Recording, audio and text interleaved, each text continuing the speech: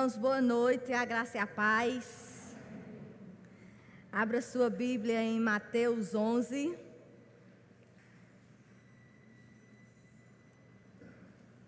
Nós vamos ler do verso 2 ao 6. Mateus, capítulo 11, verso 2 ao 6.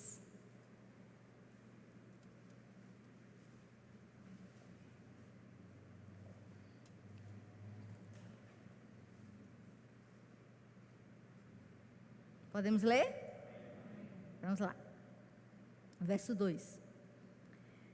Quando João ouviu no cárcere falar das obras de Cristo, mandou por seus discípulos perguntar-lhe: És tu aquele que estava para vir, ou havemos de esperar outro? E Jesus, respondendo, disse-lhe: Ide e anunciai a João o que estáis ouvindo e vendo. Os cegos veem, os coxos andam, os leprosos são purificados, os surdos ouvem, os mortos são ressuscitados, e aos pobres está sendo pregado o Evangelho. E bem-aventurado é aquele que não achar em mim motivo de tropeço. Vamos orar? Senhor, nós te bendizemos por essa noite. Espírito Santo de Deus, como foi dito hoje pela manhã, sem atuação, nada do que foi planejado pode ser executado, nada do que foi estudado pode ser entendível, nada do que foi lido possa ser passado. E eu te peço, Espírito Santo de Deus, fala conosco esta noite. Fala à tua igreja, Senhor. Nós viemos à tua casa porque nós somos carentes da tua palavra. A nossa alma anseia, anela pela tua palavra. E tu conheces o nosso coração. E eu quero te pedir esta noite, apesar de nós, fala conosco esta noite. É isso que te pedimos em nome de Jesus. Amém. Irmãos, eu queria trabalhar essa noite em cima da seguinte pergunta: pode existir dúvida no coração de um salvo? Uma pessoa regenerada, uma pessoa que crê na cruz de Cristo, é possível essa pessoa, em algum determinado momento da sua vida, ela ter dúvida? É sobre isso que eu queria que nós pensássemos esta noite. Infelizmente, algumas pessoas acham que o Evangelho, ele vem para nos tornar pessoas superiores, pessoas com superpoderes, mas pelo contrário, o Evangelho, ele revela a nossa fragilidade diante de algo tão magnífico que é o quê? A obra de Jesus Cristo. Quando nós lemos a Bíblia, Deus, ele poderia ocultar algumas coisas, ou não? Poderia. Ele podia acrescentar outras, ele podia exagerar outras, mas o que eu quero levar que os irmãos a pensar esta noite é que, da mesma forma que Deus mostra pessoas, personagens com grandes feitos, do outro lado, Deus também mostra pessoas, personagens bíblicos mais humanos, mais parecidos comigo e com você. Por exemplo, a Bíblia nos relata grandes feitos de alguns personagens. Por exemplo, irmãos, quem não queria ter a coragem de Daniel? O rei faz um decreto dizendo que durante 30 dias não podia orar a outro Deus que não fosse a ele mesmo. Mas a Bíblia vai nos dizer que quando Daniel sabe desse decreto, ele vai para o seu quarto, ele dobra o seu joelho e, como de costume que ele orava 3 vezes ao dia, ele se vira para Jerusalém, porque era lá que a presença de Deus estava, e ele ora. E por causa disso ele vai para a cova dos leões. Quem não queria ter essa coragem? Quem não queria ter a confiança de Abraão?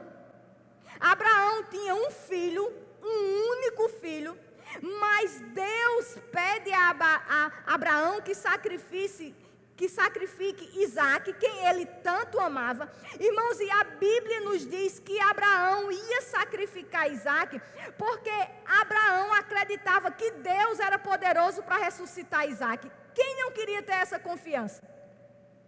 Mas ao mesmo tempo que a Bíblia nos mostra esses homens com esses grandes feitos, a Bíblia também nos expõe pessoas dignas de admiração, pessoas que deram a sua vida em prol do seu reino, mas em algum momento da sua vida foram frágeis.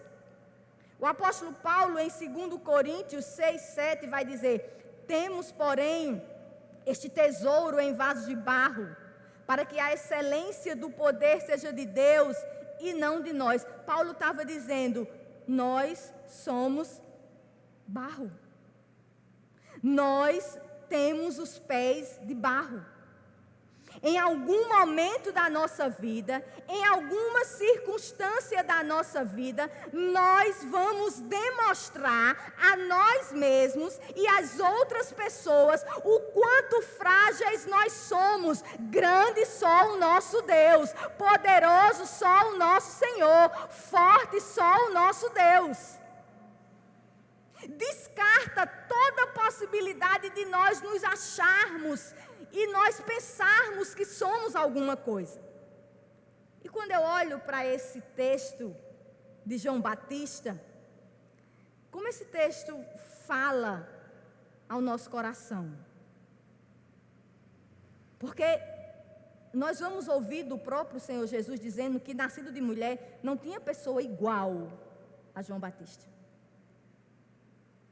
Mas nós acabamos de ler aqui um episódio em que João Batista duvida.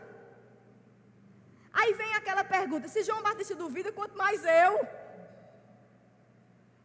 Meu Deus, tem misericórdia de mim. Irmãos, quando nós olhamos, se eu pudesse classificar o início da vida de alguém mais espiritual, seria de João Batista. Não existe nascimento mais espiritual do que esse. Você não precisa abrir, se você quiser anotar, a título de você ler em casa. Mas Lucas, capítulo 1, do verso 8 ao 19, vai nos relatar como o nascimento de João Batista se deu. Malaquias 4, versos 5, 6, no finalzinho do Velho Testamento, o último profeta do Velho Testamento, vai nos dizer, os versos 5 e 6, que Malaquias, terminando os seus escritos, Malaquias profetiza que Deus iria mandar alguém que iria anunciar a vinda do Messias. Malaquias estava aqui profetizando o nascimento de João Batista. Irmãos, depois dessa profecia de Malaquias, Deus fica 400 anos sem falar. E os teólogos vão chamar desse período o período interbíblico, o período em que Deus passa 4 séculos calado. 4 séculos sem falar pelos profetas. E 400 anos depois, Lucas 1, do verso 8 ao 19, vai nos dizer que existia um sacerdote chamado Zacarias, que por sorte estava ministrando no templo do Senhor. Por quê? Por sorte, porque eram muitos sacerdotes, eram tantos sacerdotes que para servir na casa do Senhor tinha que ser tirado sorte. praticamente um sacerdote servia 2 vezes ao ano só. Geralmente eles serviam em grupo, mas isso era só na Páscoa, isso era só na festa de Pentecoste, isso era só na festa do tabernáculo. O momento deles servirem no Santo dos Santos sozinho, geralmente era 2 vezes ao ano. Aí a Bíblia vai nos dizer que, por sorte nada, Deus estava 400 anos calado, mas no silêncio Deus não deixa de agir. O silêncio de Deus não quer dizer que a sua ação está impotente. Mesmo sem falar pelos profetas, a Bíblia vai dizer que caiu ali o turno de Zacarias. Aí a Bíblia vai dizer que o anjo do Senhor, o anjo Gabriel, aquele que assistia diante de Deus, aquele mesmo que iria visitar Maria, dizendo que ela ia ter o Messias, aparece a Zacarias e diz: a tua mulher Isabel, que é estéril, ela ficará grávida de um filho. E ele será grande, ousado e consagrado diante de Deus, e será cheio do Espírito Santo. Tinha condição desse homem ter dúvida? Humanamente falando. Lucas 1, 39 e 45, vai nos dizer que de 5 a 6 meses depois desse anúncio, o anjo Gabriel visita Maria, diz que ela vai ter o Messias, e Maria vai visitar Isabel, porque Maria era parente de Isabel. Irmãos, e a Bíblia diz, Lucas 1, do 39 ao 45, que João Batista, no ventre da sua mãe, quando ouve a saudação de Maria, estremece no ventre. Que coisa gloriosa! Que criança abençoada! Quando ouviu a voz de Maria, ela estremeceu no seu ventre. João 1,29 vai nos dizer que João, já cumprindo o seu ministério, quando vê Jesus, olha para Jesus e diz: eis o Cordeiro de Deus que tira o pecado do mundo. Mateus 3, 13 e 17 vai nos dizer que esse João, ele batiza Jesus. Jesus pede a ele para ser batizado. E a Bíblia vai nos dizer que assim que João batiza Jesus, João viu o Espírito de Deus descendo como uma pomba. João viu ali uma teofania, uma manifestação de Deus visível.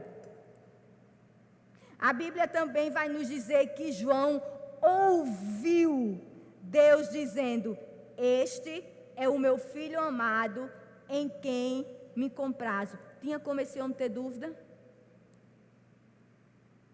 João 3, 22, 30 vai nos dizer que houve um episódio em que teve uma contenda entre os discípulos de João e um judeu. E esses discípulos de João chegaram e disseram: mestre, aquele que tu batizou, falando de Jesus, está também batizando. E João diz: olha, eu não sou o Cristo, porque convém que ele cresça e que eu diminua. Tinha alguém mais espiritual do que João Batista? Tinha como esse homem ter dúvidas acerca de Cristo? Mas ele teve. Porque ele era como eu e ele era como você. Algum momento da vida de João, João mandou pergunta a ele se ele é o Cristo. Existem 2 possibilidades dessa pergunta que nós acabamos de ler aqui no verso 3. És tu aquele que estava para vir ou havemos de esperar outro? Existem 2 possibilidades. Nós vamos trabalhar com a segunda possibilidade, porque é a possibilidade mais trabalhada pelos comentaristas e pelos teólogos. A primeira possibilidade é que essa dúvida aqui não era de João, era de seus discípulos. Por que será que os discípulos estavam com dúvidas? Aí vão dizer, talvez porque eles esperavam um Messias guerreiro. Talvez eles esperassem um Messias libertador da nação de Israel. Talvez eles esperassem um herói militar. Talvez, quando eles viram seu mestre preso, talvez passou pelo coração deles, cadê Jesus? Jesus não vai fazer nada com o nosso mestre? E talvez, por causa disso, João tenha dito assim, olha, se vocês estão em dúvida, vão lá e perguntem ao próprio Jesus. Essa é a primeira possibilidade. A segunda possibilidade é a que nós vamos trabalhar hoje à noite. É que, irmãos, a dúvida era de João Batista mesmo. Aquele homem que, como ele, não tinha nascido de mulher, se encontrava numa situação que ele perguntava, o meu Cristo é o Messias ou não? Em quem eu devo confiar? Será que eu esperei até agora em vão? Será que eu tenho que esperar mais? Eu preciso ver mais? O que é que está faltando para tirar essa dúvida do meu coração, Senhor? Verso 2. Quando João ouviu no cárcere falar das obras de Cristo, mandou por seus discípulos perguntar-lhes, és tu aquele que estava para vir ou havemos de esperar outro? Vamos entender o texto. Irmãos, João estava preso numa masmorra de Maqueróis. Esse presídio, para que a gente entenda, essa cadeia era próxima ao Mar Morto. Vai nos fazer uma diferença enorme, porque vai me dizer que as condições dessa cadeia eram péssimas, porque se essa cadeia era perto do Mar Morto, o Mar Morto tem uma quantidade enorme de sal, não existe ser vivo no Mar Morto, o Mar Morto não existe peixe, não existe tubarão, não existe baleia, não existe nada que tem vida, porque o alto teor de sal é fortíssimo. Significa dizer que essa cadeia de João era salubre, era de péssima condição, ele se encontrava num lugar péssimo. Mas ele não estava nessa cadeia porque ele comprou e não pagou. Ele não estava nessa cadeia como o bispo de São Paulo que tentou entrar nos Estados Unidos com dinheiro dentro da Bíblia. Ele não sonegou impostos, ele não mentiu, ele estava nessa condição por falar a verdade. João estava preso por falar a verdade. João estava preso por ser fiel a Deus. João estava preso por pregar arrependimento. Marcos 6, 17 e 18 vai nos dizer porque João estava preso. Porquanto o mesmo Herodes mandara prender a João e encarcerá-lo maniatado no cárcere, por causa de Herodes, mulher de Filipe, seu irmão, porquanto tinha casado com ela, pois João dizia a Herodes, não te é lícito possuir a mulher de teu irmão. João estava preso porque chegou diante de Herodes e disse, tu estás vivendo uma vida de pecado, tu estás vivendo com tua cunhada, tu estás fazendo aquilo que Deus condena. Ele estava preso por falar a verdade. A obediência aqui foi respondida com prisão, a obediência aqui foi respondida com perseguição. Nem sempre a nossa obediência vai ser respondida com sabor de mel, em que eu estou no palco e você está na plateia, as luzes estão sobre mim e eu estou triunfante porque eu fiz a vontade de Deus. Nem sempre obedecer nos trará méritos humanos, geralmente obedecer a Deus nos trará danos. E era por isso que ele estava preso. E teve dúvida. Irmãos, quem não tem? Desde pequeno, a tua mãe te diz, você nasceu para falar a verdade. Deus te escolheu. Quando você abrir a boca, todo mundo vai se arrepender. Vai acontecer coisas. Olha, você é o arauto de Deus. Aí, no dia que você fala, você está preso? Teve alguma coisa errada aí. Foi uma profetada, não foi uma profecia, não. Senhor, me diz. Veio a dúvida, irmãos. Quais seriam as dúvidas de João? Primeiro, João começa a ver que Jesus estava curando enfermos, ressuscitando mortos, e talvez tenha passado pela cabeça de João, e ele não pode vir aqui para me libertar? Eu estou escutando que o ministério de Jesus está bombando. Cego está vendo, mudo está falando, paralítico está andando. Os demônios, quando vê esse homem de longe, caem no chão gritando, pedindo para deixar eles em paz. E esse homem não pode vir aqui para me libertar? Que Jesus é esse que não tem poder para minhas angústias? Que Jesus é esse que não resolve os nossos problemas? Irmãs, nas nossas adversidades nós duvidamos. A doença quando chega, o problema quando chega, a escassez quando chega, a traição quando chega, a dor da alma quando chega, a gente pergunta a Deus e a gente duvida. Existe um livro muito conhecido, e ela ficou conhecida porque foi ela que escreveu esse livro, e o foco é só nela, mas não é só nela.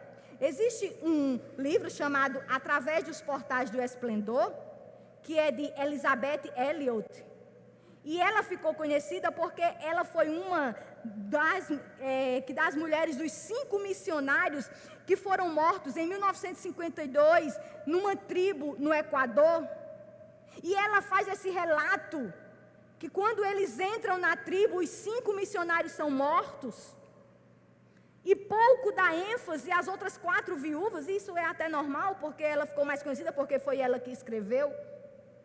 Mas eu estava vendo um vídeo, irmãos, 45 anos depois, uma das viúvas anônimas, que não é conhecida, falando sobre aquele episódio, em que os maridos delas entraram na tribo para evangelizar os índios e foram mortos, e ela ficou com um bebê de 9 meses, e essa mulher, 45 anos, chorando, ela disse o seguinte: você fica meio irritada com Deus, mas você confia nele, mas ao mesmo tempo há todas essas emoções que surgem.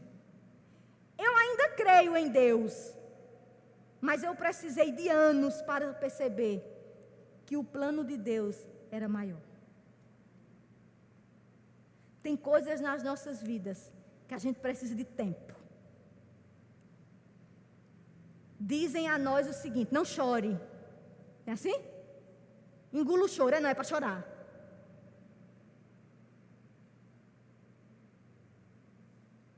Deus sabe todas as coisas. Sei, mas está doendo. Nunca deixei de crer, mas está doendo, Senhor. E às vezes a minha infidelidade, e às vezes a minha fragilidade, ousa te perguntar por quê.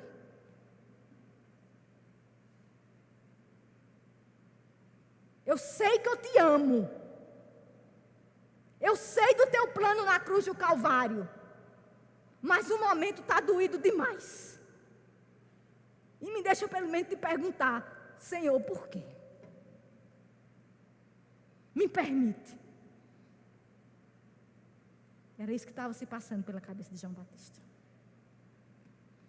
Talvez tenha passado pela cabeça de João Batista o seguinte: por que Jesus não vem aqui e não toma partido por mim? Não é assim, irmãos? Por que Jesus não se pronuncia a meu favor?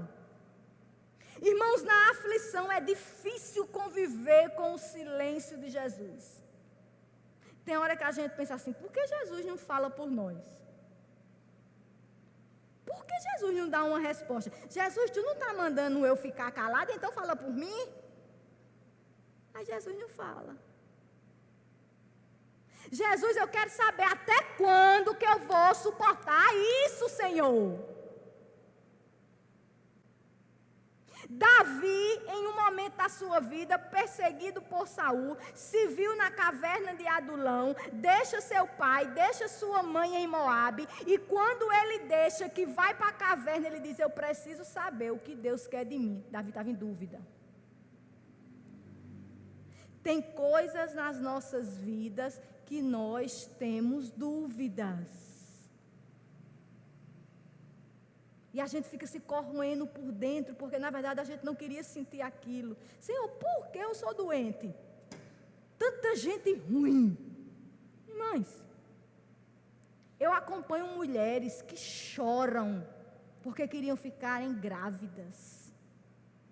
Aí a gente olha para umas danadas, Deus que me perdoe, que parece lebre, todo ano é um. Eu conheço uma que está com 25 anos, já está no 6º. Enquanto tem uma que disse a mim, Janeide, eu faria tudo. Irmãos, se você não se pegar com Cristo, você diz, Jesus, o que é isso? Uma danada que não pode ver uma zorba já está grávida. Nunca vi tanta vitalidade, tanta fertilidade. A outra faz tratamento, a outra vende carro, vende moto, faz inseminação e não pega. A gente olha, 6 meninos de encher com o balaio. E é crente, irmão, na pessoa do Senhor Jesus, uma mulher de Deus. E você fica sem saber o que dizer a essa pessoa. Dúvida. Talvez a dúvida de João Batista fosse o seguinte: se eu preguei o juízo de Deus, por que não veio para a vida de Herodes? Herodes continuava no palácio, comendo do bom e do melhor, bebendo do bom e do melhor, dormindo com a cunhada dele, estava nem aí para João Batista. Herodes continuava a sua vida no seu pecado. Irmãos, vamos ser sinceros, não tem hora que a gente diz assim, peraí, rapaz, eu faço tudo certo e não anda? E esse abençoado aqui de lado faz tudo errado e anda? Salmo 94, 3, 4, o salmista diz assim, até quando os ímpios, Senhor? Até quando os ímpios saltarão de prazer? Até quando proferirão e falarão coisas duras? E se gloriarão todos os que praticam a iniquidade? Salmo 73, do 2 a 4, olha que texto, vai dizer assim, quanto a mim, o salmista estava dizendo, os meus pés quase se desviaram, pouco faltou para que escorregassem os meus passos, pois eu tinha inveja dos nécios quando vi a prosperidade dos ímpios, porque não há aperto na sua morte, mas firme está a sua força. Não se acham em trabalhos como outros homens, nem são afligidos como outros homens. O salmista estava dizendo, eu comecei a olhar a perversidade do outro, e o meu coração começou a ter dúvida, e eu comecei a dizer, Senhor, o ímpio vive bem, o ímpio se regala. E eu comecei a perceber que meus pés estavam ficando fracos, porque eu estava indo por caminhos tortuosos. Irmãos, quando a gente olha para esse mundo, para esse sistema, para essa política, para essa ideologia, a gente diz assim, Senhor, até quando? A impressão é que Deus não está vendo, mas Ele está vendo todas as coisas. Ele está no controle de todas as coisas. Ele não perdeu o controle de nada. A perversidade campeia, o pecado campeia, mas o nosso Deus, Ele está reinando, Ele é soberano. Não pode existir dúvidas no nosso coração. Outros homens da Bíblia também atravessaram crises, atravessaram dúvidas. Moisés, Números 11, 10 a 15, quando começa aquele povo reclamando, eu quero água, eu quero água, eu quero carne.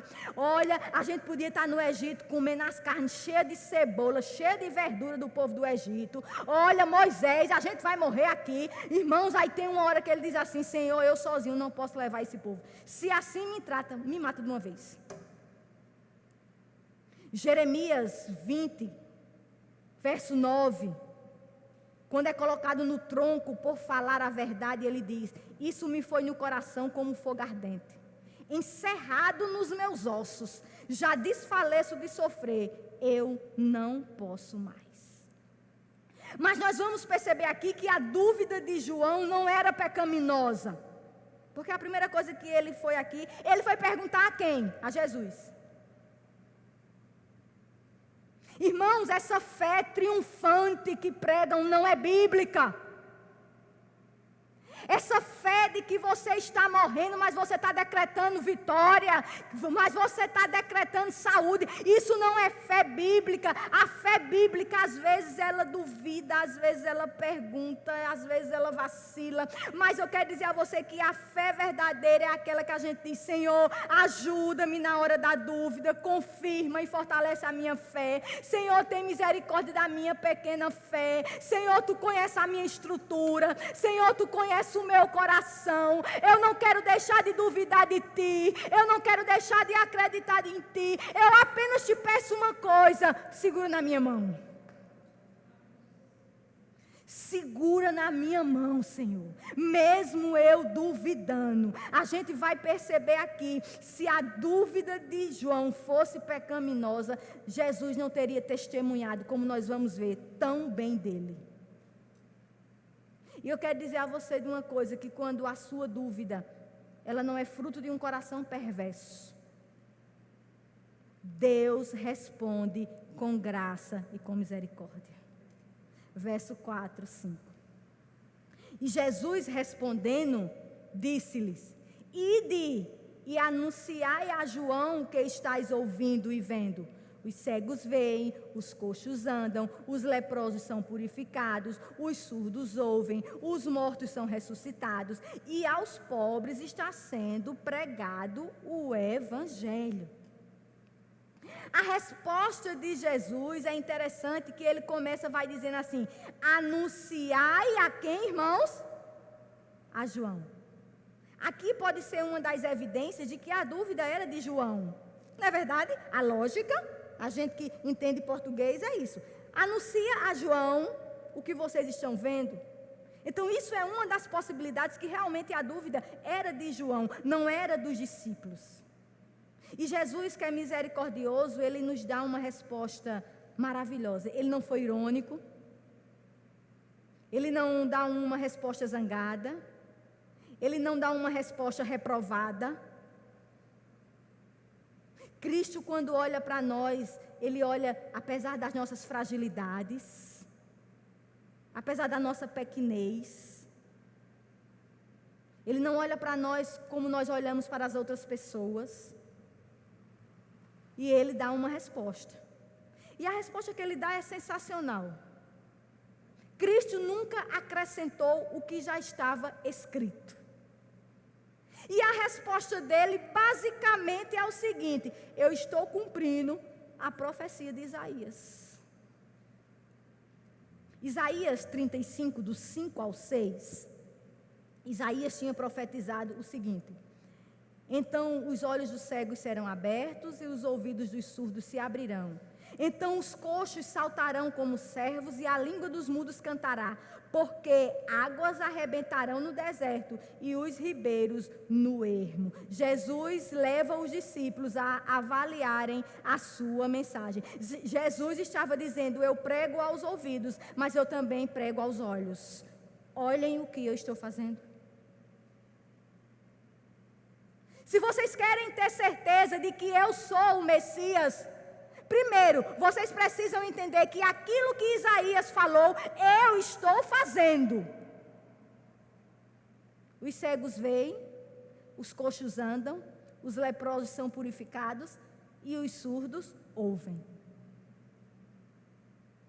Ou seja, a escória. Jesus veio para os rejeitados. Jesus veio para os doentes. Ele estava dizendo, eu vim para aqueles que ninguém dá nada. Eu vim para que os cegos vejam. Eu vim para que os coxos andem em caminhos retos. Eu vim para purificar os sujos. E eu vim dar entendimento do evangelho pela pregação da palavra.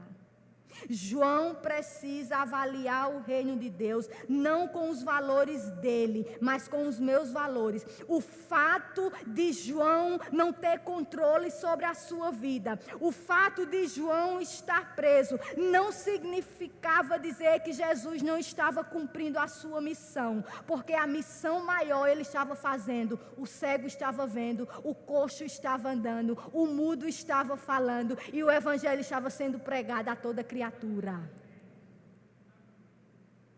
Deus não tem compromisso de atender os seus pedidos. Deus não tem compromisso de atender os seus mimos. Oh Deus, faz um mimo para mim, eu queria tanto um mimo. Eu queria tanto uma prenda. Deus não tem responsabilidade com isso. A responsabilidade de Deus com você foi ali na cruz do Calvário. Quando pela fé você olhou para a cruz, era para você estar lá. E aquilo que ninguém poderia ter feito na sua vida foi feito. E Ele está dizendo hoje, eu sou o Messias, porque aquilo ali quem fez fui eu. Olhe para lá. Olhe para a cruz. Tem dúvida, cruz. Tem medo, cruz. Tem ansiedade, cruz. Dúvida se resolve com cruz. Dúvida se resolve com certeza de tudo aquilo que Cristo fez por nós na cruz do Calvário. Ele é o nosso Messias, Ele é o nosso resgatador. Ele pagou um preço alto na cruz do Calvário. Não importa se a doença bateu, não importa se o divórcio chegou, não importa se o desemprego bateu, não importa se Covid veio de novo, importa é que na cruz do Calvário tudo foi resolvido. Chega de dúvida. Era isso que João Batista precisava ouvir. Aí ele vai dizer, os mortos são ressuscitados. Eu sou o Messias porque eu tenho poder sobre a morte. Em Cristo a morte foi vencida. Irmãos, não importa como nós vamos morrer, mas nós temos a certeza de que nós vamos ressuscitar. Nós cantamos isso aqui. Ele morreu, eu também morri. Ele foi para o céu e eu também vou. Essa é a nossa certeza. Aí ele termina dizendo, eu estou curando, eu estou ressuscitando mortos, e o evangelho está sendo pregado aos pobres. Ele está dizendo, a vida que eu venho dar, ela é gratuita. O reino de Deus é para os pobres espiritualmente. Não se compra, não se negocia. Isaías 55:1 vai dizer, ó vós, todos os que tendes sede, vinde às águas, e os que não tendes dinheiro, vinde, comprai e comei. Sim, vinde, comprai sem dinheiro, sem preço, sem vinho e leite. Você vai ter alegria e vai ter prazer. Isso não se compra. Isso é Cristo que dá. Os pobres estão recebendo o evangelho e estão sendo transformados. O evangelho estava mudando a mente do homem, aquele mais inculto que possa existir. Irmãos, o evangelho tem o poder de transformar. Todas as vezes que você tiver dúvida, todas as vezes que os problemas quiserem colocar dúvida no seu coração, de que você está no caminho certo, de que você está fazendo a coisa certa, de que você está orando ao Deus certo, você possa entender isso. A obra que Deus fez na sua vida, continua fazendo e fará, é maior do que todas as coisas. Na dúvida, não olhe para as circunstâncias externas. Spurgeon vai dizer, Jesus é a sua própria prova. Se os homens quiserem argumentos em favor do evangelho, que eles ouçam e vejam o que ele é e o que ele faz. Digamos, portanto, a nossa alma na prisão da dúvida, o que temos visto Jesus fazer? O que Jesus tem feito na sua vida? Irmãos, todos os dias você acorda com saúde. Todos os dias os seus rins funcionam, você vai no banheiro e faz xixi. Todos os dias tem um pão na sua mesa. Todos os dias Deus lhe livra de N coisas que nós não podemos imaginar. É isso que ele estava querendo dizer. O fato das coisas saírem do controle da vida de João Batista não quer dizer que eu não sou. Pelo contrário, eu estou no controle de todas as coisas. Nós não precisamos esperar outro. Ele já veio. Ele realizou a obra completa da salvação. Nos justificou e nos deu vida eterna. Aí ele vai terminar aqui no verso 6 dizendo: bem-aventurado é aquele... Que versículo forte, irmãos. Que não achar em mim motivo de tropeço. Esse tropeço é escandalizar. Ele está dizendo: feliz é aquela pessoa que não achar em mim motivo de escândalo. Algumas coisas impedem algumas pessoas de continuarem firmes. Primeiro, os sofrimentos que acompanham a confissão de sua fé. Tem pessoas que não suportam. Evangelho é perda. Evangelho é testemunhar. Evangelho é dar a segunda face. Evangelho é andar mais uma milha. E tem pessoas que não suportam isso. Quando chega, se escandalizam e correm. A renúncia que o Evangelho nos aconselha a fazer, irmãos, não é fácil. As perdas que muitas vezes dilaceram nossa alma. Eu não esqueço, há uns anos atrás, eu participei de um congresso de mulheres, numa igreja de João Pessoa. Sexta, sábado, domingo. Sexta e sábado foi em um local e terminou na igreja. E essa pessoa falou para mim assim: irmã Janeide, ore pelo meu marido. O meu marido era diácono. O meu marido pregava, o meu marido era um homem bíblico, e nós tínhamos um filho único. O meu filho tinha 19 anos, tinha entrado na universidade, estava fazendo direito, e em uma noite começou a sentir uma dor no estômago, e uma dor no estômago, e uma dor no estômago, vamos levar para emergência.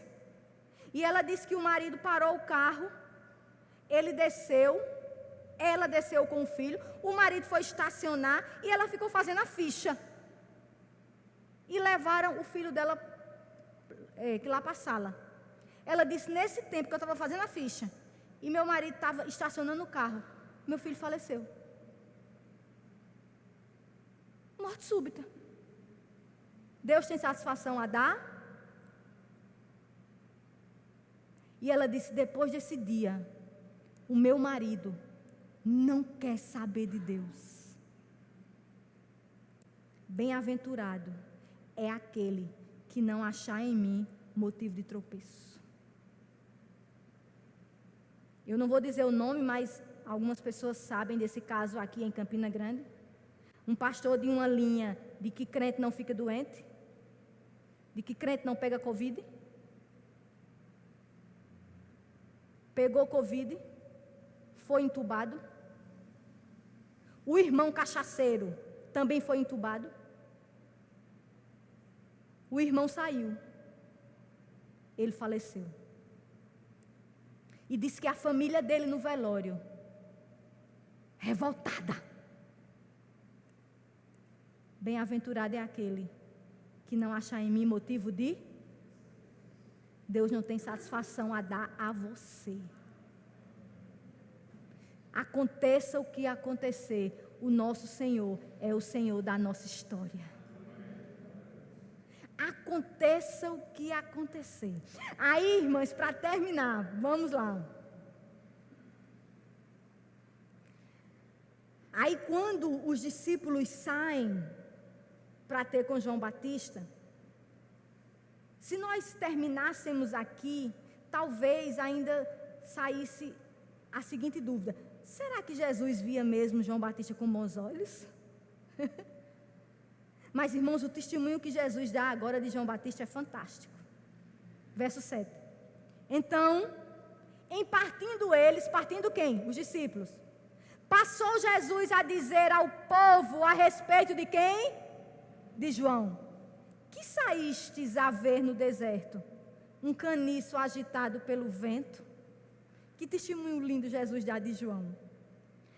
Jesus estava dizendo, João, mesmo mandando me perguntar se eu era um Messias, eu quero dizer a vocês que João é um homem firme e decidido. Que saístes a ver no deserto? Um caniço agitado pelo vento. O que é um caniço, irmãos? Vamos ser bem claros. Um pé de cana. Porque a cana, ela se dobra de acordo com o vento. Quem é de roça, de sítio, sabe. Se você for no aeroporto de Salvador, é a coisa mais linda do mundo. Existe um túnel cheio de cana. As canas se dobraram de uma forma que fizeram um túnel de cana. Porque o vento, Jesus estava dizendo, vocês estão achando que mesmo ele perguntando isso, ele é uma pessoa indecisa? Não, ele não é constante não, viu? Ele é constante nos valores e nos princípios dele. Inclusive, ele está preso por falar a verdade. João não mudava por causa das circunstâncias. João preferiu perder a cabeça, mas falou a verdade para Herodes. Aí Jesus estava dizendo, vocês estão pensando que vocês iam ver alguém que se dobrava diante das circunstâncias? Não, pelo contrário, ele continua firme, ele continua em pé. Verso 8. Sim, que saístes a ver?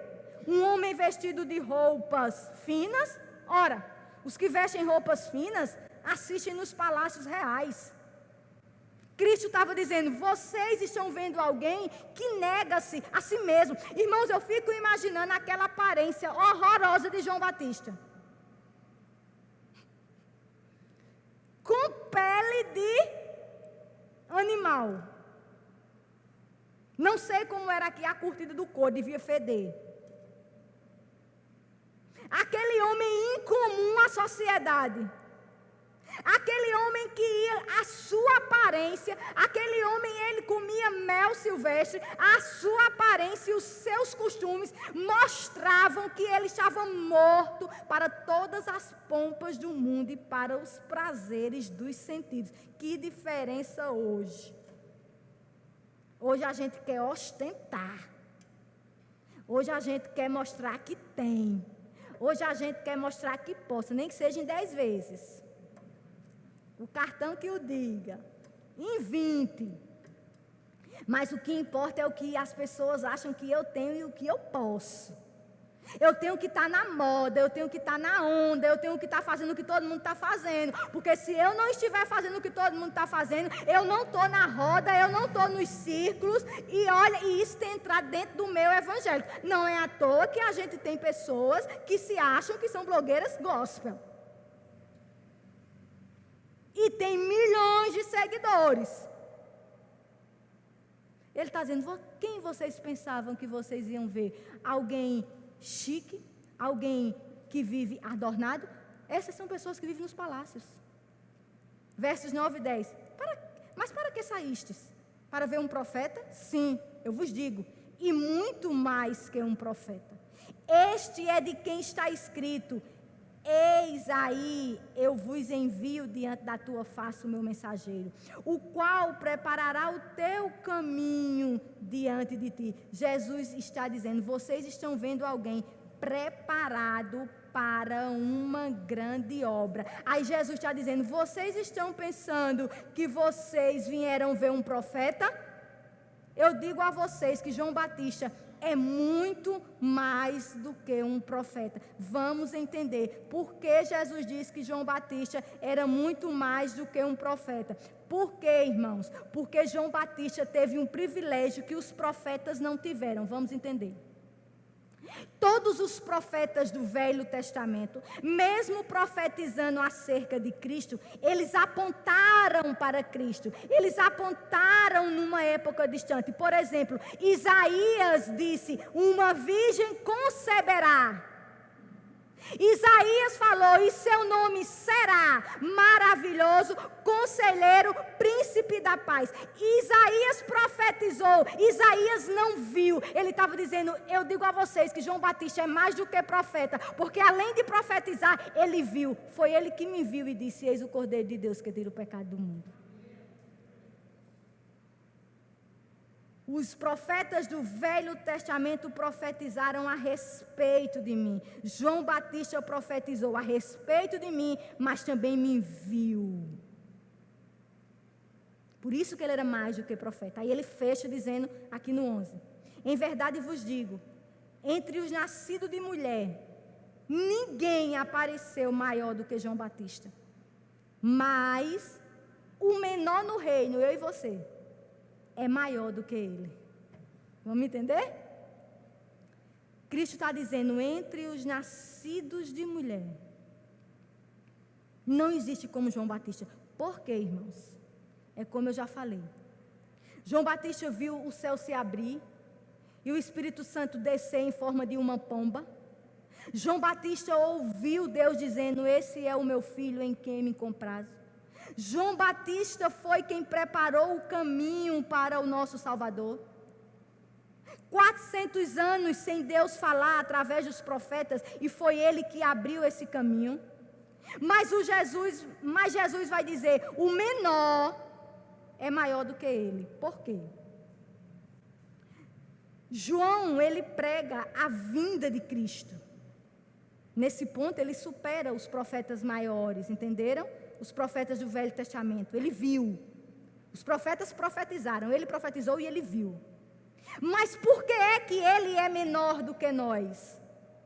Nesse sentido aqui seria a era depois dos apóstolos. Os apóstolos seriam maior do que João, porque os apóstolos iriam pregar Cristo, mas iriam pregar Cristo crucificado e iriam pregar Cristo glorificado, coisa que João Batista não teve tempo de pregar. João Batista pregou o anúncio do Messias. Quando Cristo foi crucificado, aonde estava João Batista? Morto. Quando Cristo foi glorificado, aonde estava João Batista? Morto. João Batista não viveu para presenciar isso, mas os que vieram depois dele, sim. Por isso que nós somos maiores. Hoje nós temos ferramentas para pregar o Evangelho. João Batista não pôde dizer, o meu Cristo foi traído, ressuscitou ao terceiro dia e foi glorificado, porque ele não viveu isso. Mas eu e você temos a Bíblia que nos diz que é permitido a gente falar isso. Hoje nós somos maiores do que João Batista, porque todo o plano foi cumprido, o que tinha de ser dito já foi escrito, e nós temos acesso à palavra, nós temos acesso às escrituras, nós temos boas literaturas, nós temos homens de Deus que Deus tem levantado que a gente pode ouvir, que a gente pode imitar sim, que a gente pode tirar coisas boas. Nós somos maiores do que João Batista. Para terminar, eu quero dizer o seguinte. Talvez você nunca tenha esse testemunho que Cristo teve de João Batista. Mas sabe qual é o testemunho que nós vamos ter do nosso Senhor Jesus Cristo? Abra sua Bíblia em Mateus 25. Vai mais para frente. E a gente termina. Mateus 25... do 31, verso 31 ao 34. Olha o testemunho que Cristo vai dar de nós, apesar de nós. Verso 31, aí depois para o 34. E quando o Filho do Homem vier em sua glória, e todos os santos anjos com ele, então se assentará no trono da sua glória. Então dirá o rei aos que estiverem à sua direita, vinde, benditos de meu Pai, possuí por herança o reino que vos está preparado desde a fundação do mundo. O testemunho que Cristo vai dar de nós é: vinde, benditos do meu Pai. Existe um lugar para nós. Não precisamos esperar outro Messias. O nosso já veio. Ele foi traído, ele foi crucificado, ele foi morto, mas ele ressuscitou ao terceiro dia. As dores dessa vida, as perdas que nos tentam roubar a esperança, as desilusões que nos desanimam, o medo do amanhã que rouba nossa paz, nada pode tirar uma certeza: Jesus é nosso libertador, resgatador e salvador. Amém? Quero terminar aqui com uma citação de Tim Keller. Tim Keller está com um câncer raríssimo no pâncreas. Câncer de pâncreas pouco tem tratamento. E ele escreveu o seguinte: Senhor, eu me preocupo porque esqueço da sua sabedoria. Eu me ressinto porque esqueço da sua misericórdia. Eu cobiço porque esqueço da sua beleza. Eu peco porque esqueço da sua santidade. Eu tenho medo porque esqueço da sua soberania. Você sempre lembra de mim. Ajude-me a lembrar de você. Que Deus aplique essa palavra no nosso coração, irmãos.